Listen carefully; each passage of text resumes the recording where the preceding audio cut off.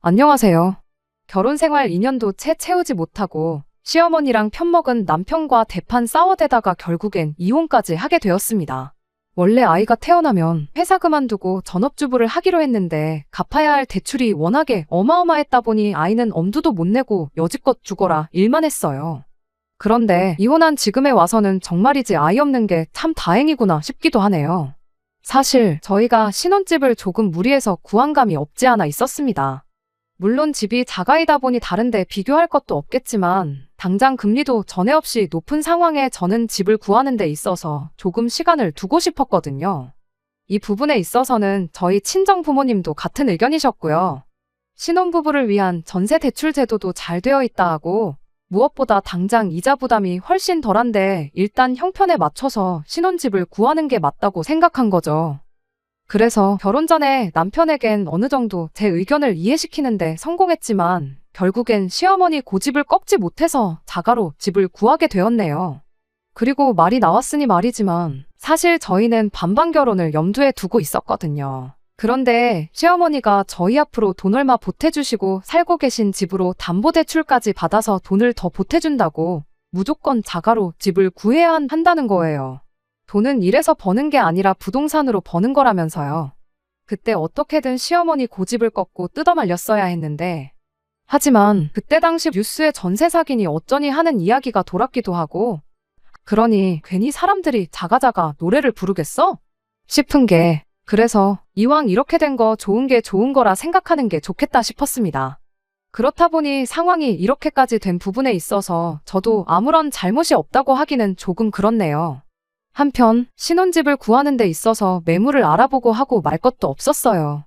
이제 집을 보러 다녀야겠다라는 생각이 들었을 때쯤 시어머니가 집도 다 골라놓았으니 뭐 알아볼 것도 없다고 잔금 치르는 날짜를 저한테 통보해왔거든요. 위치는 시댁에서 꽤나 가까운 동네에 있는 구축 아파트였습니다. 한 동네라고 봐도 무방한 거리였지요. 그리고 저희 신혼집이 결혼할 당시만 하더라도 재건축 관련 기사가 아파트 이름으로만 검색해도 상단에 몇 개나 쏟아져 나올 만큼 유명한 아파트였어요. 그러니 이미 시어머니가 저희한테 돈을 해주겠다는 시점부터 그 집을 마음속에 찜을 해놓은 상황이었던 거예요. 그래서 저희한테는 말도 없이 계약까지 다 해놓고 잔금 치르는 날짜를 통보해 오셨던 거고요. 그리고 그 때문인지 재건축만 되면 앉은 자리에서 집값이 2배를 버네마네 하면서 다른 집 알아볼 생각 말고 이 집에 신혼살림 차리라고 아주 강하게 나오셨지요. 지금은 싫어도 나중 가면 무조건 당신한테 고마워할 거라나요. 어차피 신혼집 마련하는데 들어간 대부분의 돈이 시어머니 주머니에서 나온 돈이다 보니까 제가 좋다 싫다 거기다가 토를 달 입장은 아니었습니다. 그래도 그 와중에 제가 그나마 잘했다는 생각이 드는 게 하나 있어요. 신혼집 굳이 공동명의 안 하고 남편 단독명의로 해도 되니까 제 돈으로는 혼수나 채우고 남는 돈은 그냥 제가 가지고 있겠다. 그리고 결혼하고 나서도 돈 관리는 따로 하겠다고 했다는 거죠. 사실 시어머니는 제가 가져온 돈으로 집을 리모델링을 할 계획이었던 것 같았습니다. 그래서 제가 재건축을 앞두고 있는 아파트에 뭐하러 리모델링까지 해서 들어가야 하냐고 따졌어요. 어머님 말 맞다나 재건축이 코앞이면 더더욱이 리모델링을 할 이유가 없지 않냐고요. 그리고는 대출 갚기로 한 건 그대로 남편이 벌어서 갚는 걸로 하겠다. 내가 버는 돈으로는 생활비로 나갈 거고 남는 돈은 따로 안 빼돌리고 고스란히 모아두겠다. 그리고 명의 문제는 돈 다 갚고 나서 다시 이야기해보자 했던 게 이렇게 전화위복이 될 줄은 몰랐습니다. 그리고 말이 나왔으니 말이지만 시어머니가 그렇게 하라고 허락해준 데는 아마 나중에 와서 이 집에 네 돈 들어간 게 뭐가 있냐고 하면서 공동명의 안 해주고 남편 단독명의로 집을 유지시키려던 게 아니었을까요? 아무튼 저희가 결혼식 올리고 그 집에 신혼살림 차리기가 무섭게 재건축 뜬소문 때문에 천청부지로 치솟아 있던 집값에 거품이 빠지기 시작했습니다. 저희가 집값이 가장 비싸고도 비쌀 때 들어갔던 거지요. 그리고 그때는 그래도 우리 집이라고 마음이 아팠는데 이렇게 이혼하고 나니까 집값 빠진 게 얼마나 다행이다 싶은지 모르겠어요.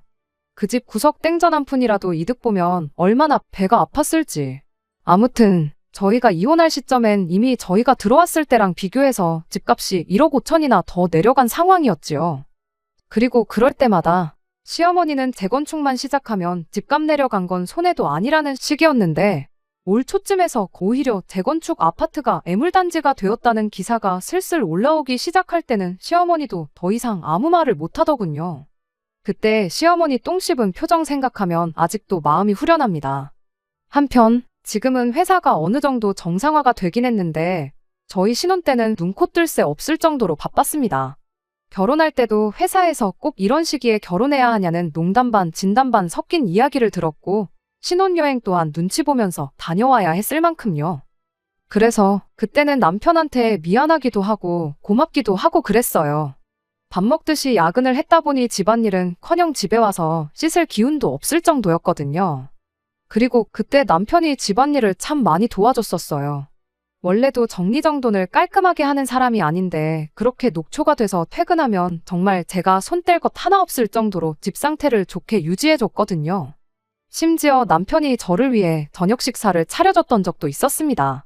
물론 반찬은 동네 반찬 가게에서 파는 마른 밑반찬들이 전부이긴 했지만 서툴은 실력이나마 찌개 하나 끓여놓고 퇴근하는 저를 맞이해주던 게 너무 고마웠죠. 그리고 그때까지만 해도 내가 참 사람을 잘 봤구나, 결혼을 잘했구나 싶었는데 세상에 음식 한번 해본 적 없는 사람이 서투른 솜씨로 끓인 줄 알았던 그 김치찌개가 사실은 남편 솜씨가 아니라 시어머니 솜씨라는 걸 알게 됐어요. 하루는 김치찌개가 너무 신맛이 강해서 다음부터는 설탕을 조금 넣어보라고 했더니 여지껏 자기가 끓여준 척 하던 남편이 엄마표 찌개가 간이 안 맞는다는 소리에 욱한 건지 바로 실토를 하더라고요. 며느리가 시어머니 손맛 가지고 왈가왈부하는 게 맞냐면서요. 그리고 저는 그렇게 시어머니가 저희 집에 남편 먹을 밥을 가져다 주고 있었다는 걸 처음 알게 되었습니다. 그런데 남편은 남편대로 아차 싶었는지 구구절절 변명을 늘어놓기 바쁘더라고요. 뭐라더라, 시어머니께서 음식을 넉넉히 하셨다며 남편더러 퇴근길에 들려서 가져가라고 하셨다나요. 그런데 사실 어머니가 아들밥 챙겨준다는데 그게 뭐라고 별 신경 안 썼어요. 오히려 고맙기까지 했죠. 제가 밥당번은 아니지만 그래도 매번 야근 때문에 같이 저녁 식사도 못하는데 부탁도 안 드렸는데 저렇게 알아서 챙겨주시면 제 입장에서는 땡큐였지요. 시어머니 손맛이 제 입에 안 맞는 건 어쩔 수 없었지만 그래도 한푼이 아쉬운 와중에 몸에도 안 좋은 배달음식 시켜먹는 것보다야 100배 1000배 낫다고 생각했습니다. 그런데 언젠가부터 기분이 조금 이상하더라고요. 밥도 시어머니가 챙겨준다는 걸 알게 되었는데 집안일이라고 남편이 하고 있으려나 싶었거든요. 그리고 아니나 다를까 그 의심이 얼마 지나지 않아서 확신이 되고야 말았습니다. 그래도 회사가 그렇게 1년을 고생하니 그 이후부터는 차츰 바쁜 게 줄어들기 시작했어요. 코로나 특수 끝나면서 올랐던 매출이 불경기 때문에 다시 내려가기 시작하면서 일거리가 자연스럽게 줄어들었거든요. 그러니 자연스럽게 야근도 그만하게 되었고 복지로 나왔던 법인카드까지 반납하게 되었습니다. 그게 참 요긴 했는데 그것만큼은 아직도 아쉽네요. 아무튼 저희 회사의 야근이 사라진 그날 정말 결혼하고 처음으로 5시 땡치자마자 자리에서 일어나 퇴근을 했어요. 오랜만에 만끽하는 칼퇴의 기분이 그렇게 좋았는데 집에 도착하자마자 그 좋았던 기분이 순식간에 안 좋아지기 시작했습니다. 제 예상대로라면 평소대로 제 퇴근 시간에 맞춰 식사 준비를 하고 있어야 할 남편의 모습은 보이질 않고 빈집에서 혼자 연락에 반찬을 만들어대는 시어머니만 보였으니까요. 그리고 그제서야 남편이 저를 위해 준비하던 식사가 실은 시어머니가 아들을 위해 차려둔 음식이었고 남편은 그런 시어머니의 출입을 숨기고자 마치 자기가 저를 위해 식사를 준비한 것처럼 연기를 해오고 있던 거란 게 마치 퍼즐 조각이 맞춰지듯 제 머릿속에서 맞춰지기 시작하더라고요. 그리고 그제서야 그간 그렇게 정리가 되어 있던 집안도 실은 전부 시어머니가 한 일이었단 걸 알게 된 거죠. 시어머니가 빈집에 와서 밥하고 빨래해주고 청소해주고 그게 대체 뭐가 문제냐 하실 분들도 계시겠지만 문제는 정리정돈을 너무 구석구석까지 했다는 게 문제였어요. 제 서랍에 개인적인 물건들까지 전부 정리되어 있었던 적이 있었거든요. 거기에 제 통장이며 귀중품이며 다 들어있었고요. 그런데 그걸 건드린 사람이 다른 사람도 아니고 시어머니였다니 제 기분이 좋을 수가 없었죠. 그런데 기분이 안 좋은 건 저뿐만 아니라 시어머니도 마찬가지였나 봅니다. 10시는 돼야 퇴근한다던 네가 지금 이 시간에 웬일이냐는 표정으로 저를 빤히 쳐다보고 있었거든요. 그래서 이제 당분간 야근은 없을 것 같고 5시 되면 퇴근해서 이 시간쯤 집에 오는 게 내 원래 정상 스케줄이었다고 하니 시어머니도 더는 저한테 뭐라 말을 못 하셨는데 저는 저대로 저희 집에 있는 시어머니가 못마땅했고 시어머니도 제가 있다는 게 불편했는지 저를 엄청 신경 쓰는 것 같아 보였습니다. 아무튼 그렇게 두 사람 사이에 불편한 공기만 계속해서 흐르고 있었어요. 그리고 그렇게 1시간쯤 지났을까? 퇴근한 남편이 집에 들어왔는데 남편 또한 웬일로 자기보다 먼저 퇴근한 저를 보고 엄청 당황한 눈치였습니다. 이 시간에 당신이 여기 왜 있냐면서 마치 내 집에 내가 있으면 안 되는 것처럼 말을 했거든요.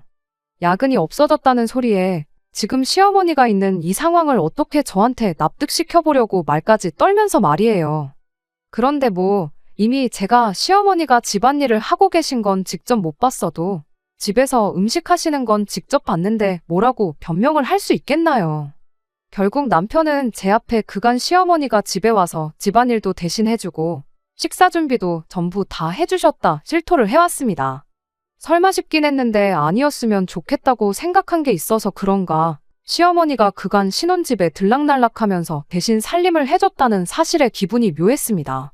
무엇보다 남편이 그간 저를 위해 자기가 고생한 것처럼 포장했던 게 제일 배신감이 컸어요. 제가 불편해할까봐 숨겼다지만 이유야 어떻게 되었던 간에 저한테 거짓말을 했다는 거잖아요. 시어머니가 왔다고 하면 제가 경기를 일으킬 것도 아니고 그랬구나 하면 되는 건데 응당 제가 며느리니까 시어머니가 왔다 갔다 하면 싫어할까봐 그랬다고 저를 배려해주는 것처럼 이야기를 하는데 어이가 다 없더라고요. 그래서 일단 남편한테 이야기 좀 하고 싶으니 방으로 좀 와달라고 했어요. 다른 건 몰라도 나한테 굳이 거짓말을 했던 것만큼은 사과받고 싶었거든요.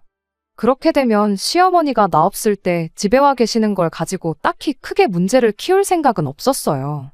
대신 앞으로 집 정리를 해주시려걸랑 제 서랍이나 제 개인 물건은 안 도와주셔도 된다고 그 말 한마디만 하고 끝낼 생각이었습니다. 그런데 방문을 열고 들어온 건 현관문 앞에서 사시나무 떨듯 벌벌 떨면서 있던 남편이 아니라 시어머니였습니다. 시어머니가 방문을 벌컥 열고 들어와서는 지금 이게 뭐 하자는 짓이냐면서 저한테 다짜고짜 화를 내기 시작했어요. 어떻게 시어머니가 시퍼렇게 눈을 뜨고 있는데 남편을 방으로 데려가서 바가지 긁을 생각을 하냐면서요. 그리고 저한테 언성을 높이며 역정을 내기를 오히려 당신이 저한테 할 말이 많다는 겁니다. 다른 사람도 아니고 시어머니가 며느리 힘들까봐 일찍부터 며느리 사는 집 와서 식사 준비도 해주고 집안일도 다 해주는데 감사하다고 용돈 같은 거라도 내 손에 쥐어줄 생각을 하기는커녕 시자가 여기서 뭐 하는 거냐고 따져 물으려고 시어머니 앞에서 남편을 들들 볶을 생각을 하냐고요. 그리고 그렇게 되니까 남편도 덩달아 시어머니 뒤에 숨어서 저한테 목소리를 높이기 시작했어요. 엄마 말이 맞다고 네 할 일을 엄마가 대신 해준 건데 감사하다고 해야지 왜 기분 나빠하냐고요. 오히려 남편 밥도 안 챙겨주고 집안일 시키는 며느리한테 시어머니가 화를 내는 게 정상이 아니냐고 따지고 들더라고요. 난데없이 두 사람이 쌍으로 덤벼드는데 솔직히 기분이 나쁜 것도 나쁜 거지만 어이가 없었습니다. 남편한테 내가 뭐 밖에서 놀다 왔냐고 곧바로 따져 물었죠. 그리고 일단 시어머니한테도 한마디 했습니다. 어머님 여기 저 도와주러 오신 거냐고. 제가 제때 퇴근해서 아들 먹을 밥이며 집안 살림까지 다 해놓는 상황이었으면 여기 오시긴 하셨을 거냐고요. 그리고는 아들 도와주러 오신 걸 왜 자꾸 며느리를 도왔다고 하시는지 이해 안 된다고 했습니다. 며느리를 도와주러 오셨다고 말하고 싶으시면 그간 아들 대신 집안일을 해줄 게 아니고 집안일 하나 할 줄 모르는 아들이 사랑구실하게 청소기 돌리는 방법이나마 가르쳐 주시는 게 맞는 거 아니냐고 따졌어요. 그랬더니 시어머니가 이젠 마누라가 하늘 같은 남편한테 집안일 시키는 걸로 모자라 시어머니 말에 말대꾸까지 한다면서 아주 세상꼴 잘 돌아간다 한탄을 하시더군요. 그리고 그렇게 나오시니 제가 한마디를 더 하지 않을 수가 없었습니다. 이참에 정확하게 짚고 넘어갈 건 짚고 넘어가야겠다 생각도 했고요. 맞벌이 하는데 맞살림은 당연한 거 아니냐고요. 그랬더니 시어머니가 그래도 어떻게 아내가 돼서 남편한테 집안일을 시킬 생각을 하냐면서 늦게라도 퇴근했으면 하는 척이라도 했어야 하는 거 아니냐입니다.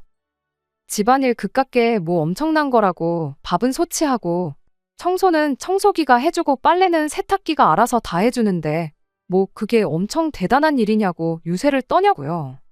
그리고는 당신은 평생을 해온 일이라고. 그런데 며느리 잘못 둔 탓에 지금도 이러고 있다면서 저를 자꾸만 속 좁은 사람을 만들기 시작했어요.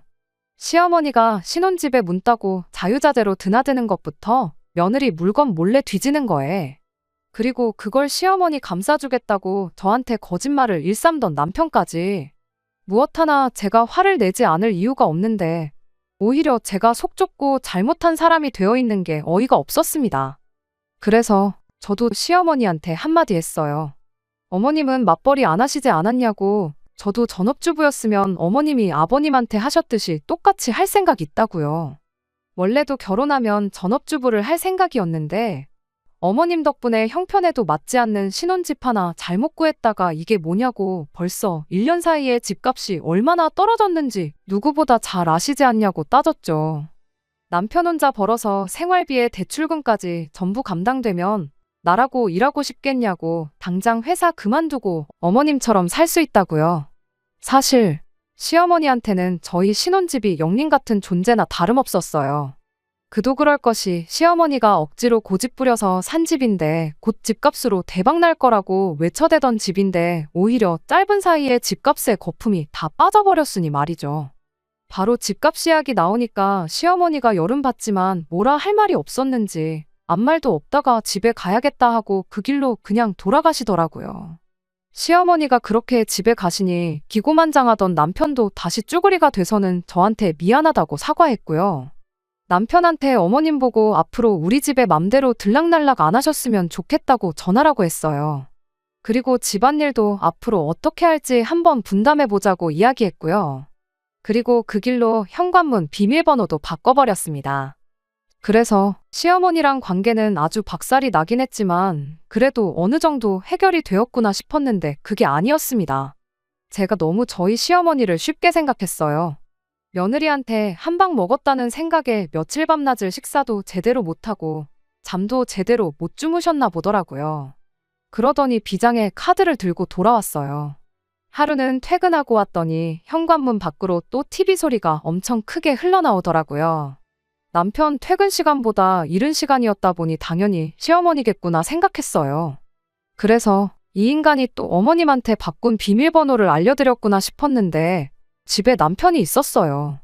꼴을 보아하니 회사에 반차 내고 일찍 퇴근했나 보더라고요. 물론 남편만 혼자 있던 게 아니었어요. 시어머니와 함께였습니다. 시어머니가 아예 작정을 하고 오셨다는 걸 현관문만 열어봤는데도 딱 알겠더라고요. 현관문 열자마자 보이는 방을 저희가 옷방으로 쓰고 있었는데 거실에 남편 옷이며 제 옷이며 누구 거라고 할 것 없이 전부 거실에 마구잡이로 꺼내져 있었거든요. 그리고 그 옷방에는 시어머니가 이부자리를 깔아놓고 나름 상도 펴놓고 방처럼 만들어 놓으셨더군요. 남편은 낑낑대면서 옷방 안에 있던 서랍장이랑 그런 걸 작은 방, 안방에 옮기고 있었고요. 그래서 시어머니한테 이게 무슨 상황이냐고 물었더니 보면 모르겠냐고. 당분간 이 집에 들어와서 살 테니 그렇게 알라 하시더라고요. 분위기 파악도 못하고 혼자 낑낑거리며 짐을 빼고 있던 남편한테 이게 무슨 상황인지 당장 설명하라고 했어요. 그랬더니 시어머니가 남편을 막아세우고는 직접 입을 열더라고요. 이 집에 당신 돈이 얼마나 들어가 있는지 알고 하는 소리냐고. 사실 대부분 내 돈이 들어갔으니 내 집이나 마찬가지인데 이 집에 돈 한 푼 안 들어간 사람한테 구구절절히 설명할 필요가 뭐가 있느냐고 하시더군요. 그리고 그게 시어머니 주머니에서 나왔다는 건 변함없는 사실이긴 했습니다. 그리고는 아니나 다를까 돈으로 아주 갑질을 시작하더라고요. 지난 1년 반 동안 밖으로 도는 며느리 때문에 당신이 제일 고생이었는데 이제 며느리가 야근한다고 유세 부릴 일도 끝났겠다. 앞으로 1년 반 동안 며느리가 차려주는 밥 먹으면서 효도 좀 받아야겠다 하더라고요. 그리고는 자기가 시키는 대로 안 하면 당장 은행빚부터 갚아야지 어쩌니 하면서 저희 집에 묶여있는 돈을 빼버리겠다는 식이었는데 당장 집값도 내려가고 정도 안 붙는 집이긴 했지만 그 돈이 빠져버리면 저희가 엄청 불리한 입장이라는 걸 누구보다 시어머니가 잘 알고 있었기에 저렇게 나오는 거였죠. 순간 제가 곤란해하는 걸 남편이 눈치채고는 그러니까 상대를 봐가면서 덤볐어야지 너 때문에 상황이 이게 다 뭐냐고 얼른 잘못했다고 사과부터 드리라고 하더라고요. 너무나도 자연스러운 대사가 안 봐도 저 오기 전에 두 사람이 말을 맞춰놓은 거구나 싶었습니다. 정말 열받는 상황이긴 했지만 어떻게 해야 할지 고민이 되더라고요. 제가 사과를 하건 말건 시어머니는 한동안 눌러앉을 낌새인 것 같고 제가 항복을 안 하면 안 하는 만큼 저희 집에 단 1분 1초라도 더 지내다 갈 것이라는 게 눈에 뻔히 보였기 때문이에요.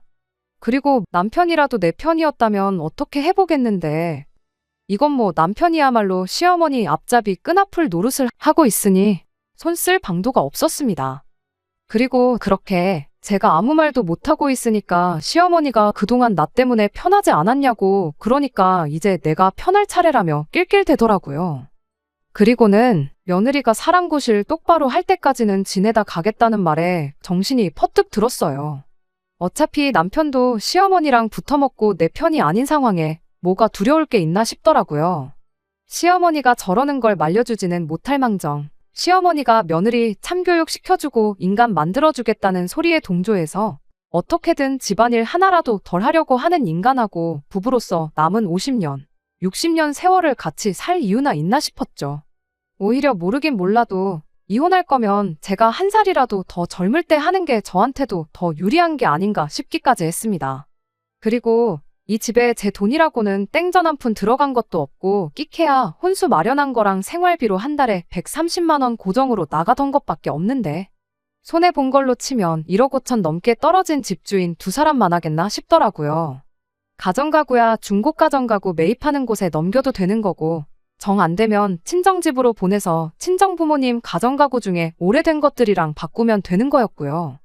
이 집에 돈을 빼면 누가 더 손해고 누가 더 아쉬운지 생각해봤더니 이혼만 한다고 가정하면 저한테 아쉬울 게 눈꼽만치도 없더라고요. 그래서 일단 시어머니한테 한마디 했어요. 다시 말씀드리지만 아직도 잘못 알고 계신 것 같아서 다시 설명드린다고. 어머님이 지난 1년 반 동안 도와주신 건 저를 도와주신 게 아니고 남편, 그러니까 어머님 아들을 도와주신 거라고요. 그런데 왜 제가 여지껏 어머님이 고생한 은혜를 갚아야 하냐고 그건 아닌 것 같다고 딱 잘라서 말을 했습니다.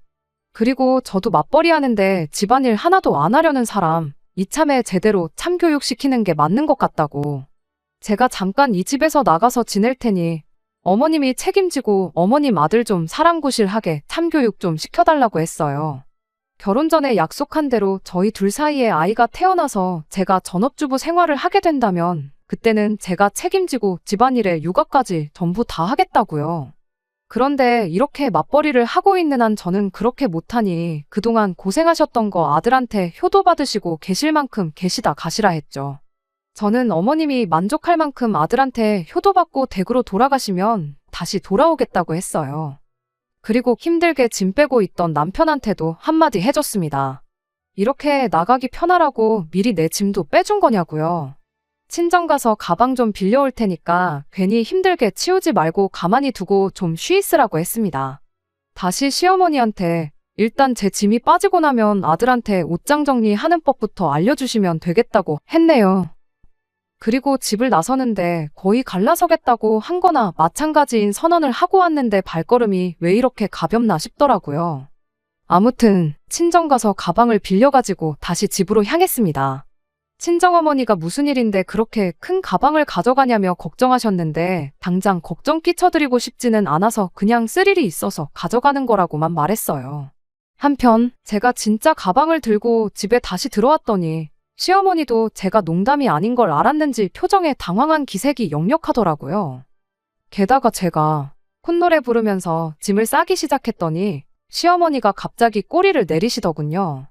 둘이서 잘 지내는 것 같은데 애들도 아니고 어련히 잘하겠냐며. 생각해보니 괜히 당신이 참견하는 것 같다고 그냥 집에 돌아가시겠다면서요. 부부간에 신뢰는 있는 대로 박살을 내놓으시고 이제 와서 상황이 불리해지니 내빼신다니 어이가 없었어요. 그래서 어차피 저 야근 때문에 퇴근이 늦는 동안 저 모르게 아들 밥도 챙겨주시고 아들 대신 집안일도 해주셨던 거 아니셨냐고.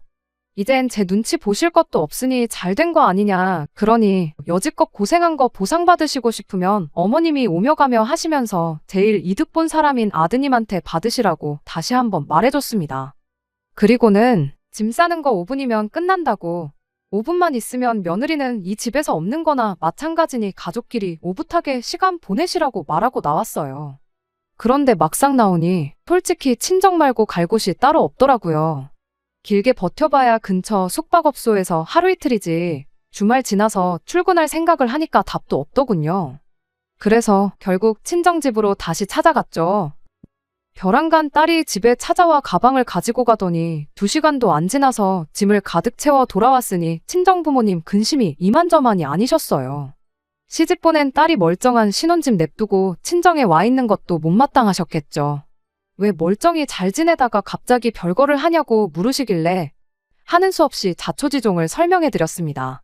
그리고 상황을 전해들은 저희 부모님은 굉장히 열받아 하셨어요. 가만히 냅두면 어련히 잘할 텐데 왜 굳이 거길 껴들여서 이 사단을 만드시냐고. 여기서 가만히 있을 게 아니라 단판을 지으러 가셔야겠답니다. 이미 엎어놓고 나왔는데 무슨 단판이냐고 했더니 그럼 이대로 이혼할 거냐고 물으시더라고요. 사실 일이 이렇게 커진 게 시어머니 때문이지 남편도 시어머니만 가만히 있었다면 처음부터 저렇게 나오지는 않았을 거 아닌가 싶대요. 실제로 시어머니가 들락날락하면 제가 싫어할까봐 거짓말을 했던 거고 처음 들킨 날에도 시어머니 돌아가시자마자는 저한테 사과하고 제가 하자는 대로 따르기도 했었고요. 이혼을 결심하고 집 분위기 개판으로 만들어 놓고 친정에 짐 싸가지고 오긴 했지만 친정어머니가 이혼할 거냐는 그 질문에 시어머니만 치워놓으면 어떻게든 우리 결혼 생활이 정상으로 돌아오지 않을까 싶기도 해서 이번엔 친정부모님 대동해서 저희 집으로 찾아갔어요. 그러니 시어머니도 저희 부모님이 2분 다 오시니 제가 가방 들고 집에 왔을 때보다 더 놀라시더라고요. 그래도 여기서 얕보이면 진짜 답도 없다고 생각했는지 처음에만 살짝 놀라고 그 후에는 세게 나오기 시작했어요. 자존심이 밥 먹여주는 것도 아닌데 저희 친정부모님을 바로 앞에다 두고 사돈은 따님 교육을 어떻게 시키셨길래 애가 집안일을 손도 안 대고 다 남편한테 떠넘기고 있느냐 따지더군요. 친정어머니가 곧바로 대답을 하셨어요. 밤10시 11시까지 야근하고 와서 살림까지 하라고 우리 딸 시집 보낸 거 아니라고요. 시어머니는 시집 올 때 몸만 보내셨으면 그 정도는 가고셨어야 하는 거 아니냐고 바로 되물었고요. 친정부모님이 그 말이 끝나기 무섭게 돈이 없어서 못 준다고 했겠냐. 형편에도 맞지 않는 얼토당토하는 아파트 강요하면서 돈까지 대주겠다길래 몸만 보냈던 거다 하시면서 이깟 아파트 내가 사겠다고 대신 앞으로 우리가 사위를 머슴처럼 부릴 거니까 사돈은 아무 말도 하지 말라고 하시더라고요. 그런데 순간 시어머니 눈이 휘둥그레지더라고요. 앉은 자리에서 돈을 따따블을 번다니 어쩌니 하면서 집값 조금 내린 거 가지고 신경 쓰지 말라던 분치고 집 사겠다는 사람이 나타나니 갑자기 구세주라도 나타난 것 마냥 태도가 180도 달라지대요. 태어난 척은 혼자 다 하더니 속이 엄청 끓고 있기는 했나 봅니다. 더 떨어지기 전에 집을 가져갈 사람이 생긴 것 같으니 그때부터는 아들을 대릴 사위로 데려가시던 머슴으로 부려먹으시던 맘대로 하라는 듯이 나오셨어요. 돈 얼마에 저렇게 태도를 달리할 줄 알았다면 저도 싸울 게 아니고 집에서 돈이나 빌려올 걸 그랬네요.